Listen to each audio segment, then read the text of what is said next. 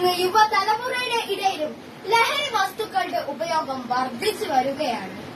അല്പനേരത്തെ സുഖത്തിനു വേണ്ടി മാത്രം നമ്മൾ ചെയ്യുന്ന ഓരോ കാര്യങ്ങളും നമ്മെ മാത്രമല്ല നശിപ്പിക്കുന്നത്, ഒരു നാടിനെ തന്നെയാണ്.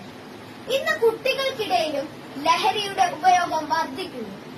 എവിടെ നിന്നാണ് അവർക്കിത് ലഭിക്കുന്നത് എന്ന് നാം ഒരിക്കലെങ്കിലും ചിന്തിച്ചിട്ടുണ്ടോ? എന്നാൽ ചിന്തിക്കണം. ഒരു കുട്ടിയുടെ പ്രാഥമിക വിദ്യാലയം വീടും രക്ഷിതാക്കളുമാണ്.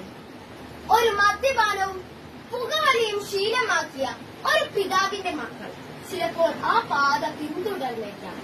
അതുകൊണ്ട് ഓരോ രക്ഷിതാക്കളും കരുതലോടെ ഇരിക്കാം.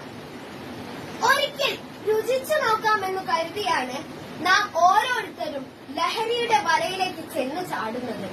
എന്നാൽ ആ വലയിൽ നിന്ന് ഒരിക്കലും നമുക്ക് ഒരു മോചനമില്ല. ലഹരിയെ കീഴ്പ്പെടുത്താനുള്ള ഏറ്റവും അനുയോജ്യമായ മാർഗമാണ് ബോധവൽക്കരണം. അത് വീടുകളിൽ നിന്ന് തുടങ്ങി സമൂഹത്തിലേക്ക് എത്തിക്കേണ്ടത് നമ്മൾ ഓരോരുത്തരുടെയും കടമയാണ്. നമുക്ക് ഒരുമിച്ച് കൈകോർത്ത് പോരാടാം. ശിരസുയർത്തി പറയുക, ലഹരിക്കടിപ്പെടില്ല ഒരു നാളും. വരം കണക്കെ കിട്ടിയ ജീവിതമെറിഞ്ഞുടയ്ക്കുകയില്ല നാം. ശിരസുയർത്തി പറയുക, ലഹരിക്കടിപ്പെടില്ല ഒരു നാളും.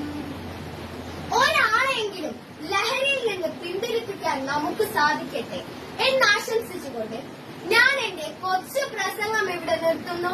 നന്ദി, നമസ്കാരം, ജയ് ഹിന്ദ്.